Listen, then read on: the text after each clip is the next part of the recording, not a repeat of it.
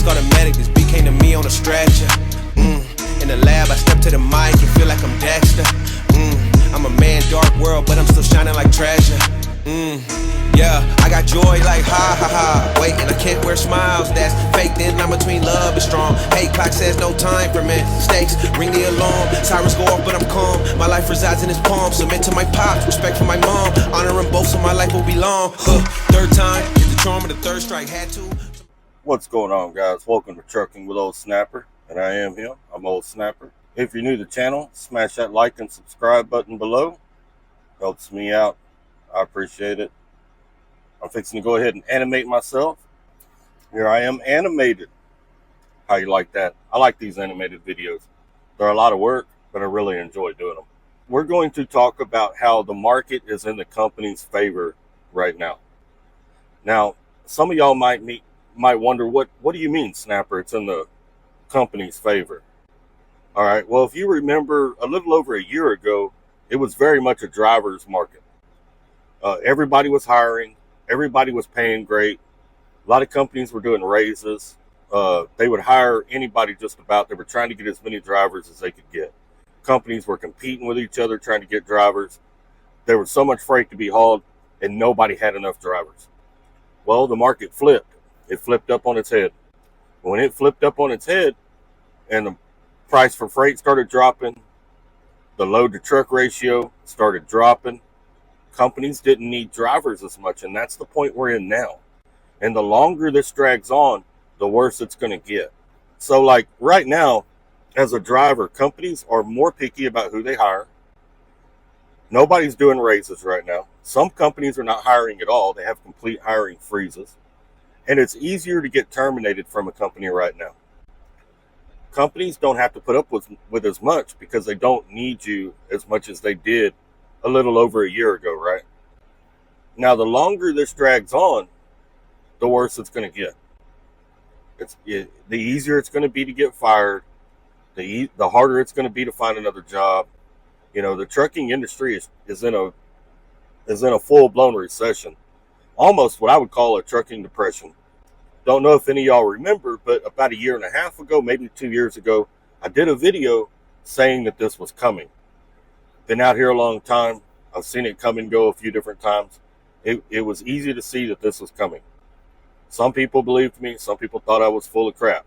Well, here we are. It happened. We're in it. The scary part is I don't see it getting any better anytime soon. If anything, there's a very high possibility that it's going to get worse. And it's going to drag on for quite a while, at least till after this next election. A lot of things are going to depend on what happens in this next election. Also, whether we go to war with China or anything like that, you know, because a lot of our products that we move over here start in China. They come over on a ship, they'll hit a container, gets put in a warehouse, gets put on OTR trucks and moved around the country. A lot of our freight comes in that way. So having issues with China doesn't help us at all. I've even seen some companies that are hiring lease operators only, lease purchase operators only. To be honest with you, I would not go to work for a company that's only hiring lease purchase operators.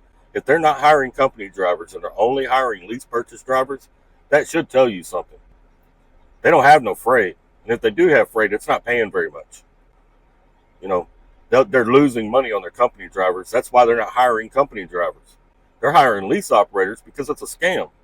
They're going to make money on a lease operator no matter what. It doesn't matter. It doesn't matter what the freight's paying. They're going to make money on that lease operator. That lease operator is paying for the fuel, paying for the insurance, taking most of the liability, making a truck payment, you know, maintenance. I mean, everything. They of course, they'd be hiring lease drivers. But if they're not hiring company drivers and they're only hiring lease drivers, that should tell you something. And I wouldn't trust it. That's a bad deal. Probably not going to make a whole lot of money on the lease either. I dang sure wouldn't buy a truck right now. No way. Not in this market, not the way it is. You know, I've been kind of watching, waiting. You know, I invest in the stock market quite a bit, so I've been trying to predict when it's going to start to turn around, and I'm just not seeing it. I don't know if any of the other YouTubers out there that study this stuff are seeing a turnaround in the market coming, but I'm not seeing it. Here we are all the way up onto Christmas. We haven't seen a big freight push. We didn't see a big holiday freight push. We didn't get a big holiday freight push last year. Don't know if we're going to get one next year. But I would say at the very least, it's probably not going to get any better until after the next election, and it's going to depend on what happens with our whether we go to war or not, because that's been getting kind of close. And we're right on the edge of having to go to war, and who we go to war with will depend on that as well. The government pumping a lot of people into the country and then helping them get a CDL is not helping us either. It's flooding the market with drivers.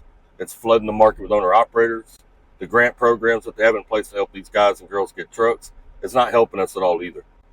The fact that high schools this last year began teaching CDL within many high schools around the country is not helping us either. Sure, they can only run in their state, but it still pumps out drivers with a CDL. They're taking local jobs, regional jobs.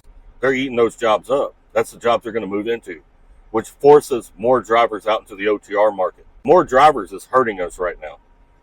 Now's a time that the market should be shrinking, working a lot of the bad drivers out, getting rid of a lot of the trash drivers that have been in the industry for the last couple of years while the market was good, getting them out, getting back to a more solid trucking industry.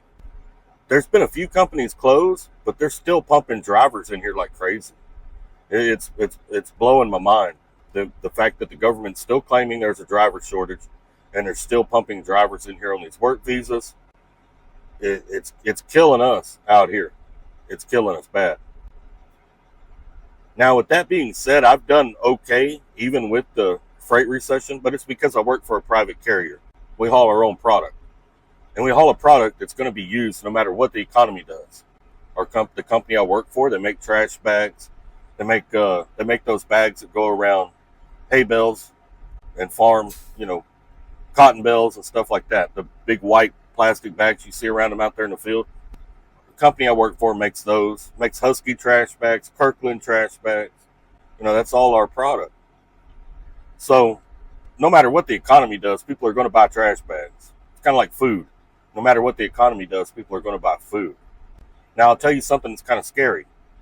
If you've watched, there's been rumor of certain refrigerated companies, Prime being one of them, that have decided to kind of kick back and shrink their fleet a little bit. They're not laying anybody off, but as trucks come empty, they're not filling them as fast as they were. They're wanting their company to shrink. When you see carriers that haul food products wanting their companies to shrink, they're seeing something long term that we don't even see yet. That we don't even know it's coming yet. Okay? So this may get even worse. I'd like to know what y'all's thoughts are on this. I'd like to know what y'all think about this. Do y'all think this is going to get worse? Do y'all think this is going to become a full-blown depression? What do you think is going to happen in the coming months within the country and within the trucking industry? I appreciate all of you that stopped by. Y'all take care. Stay safe. Remember, we are all family out here, even if we are a little bit dysfunctional. And let's keep trucking.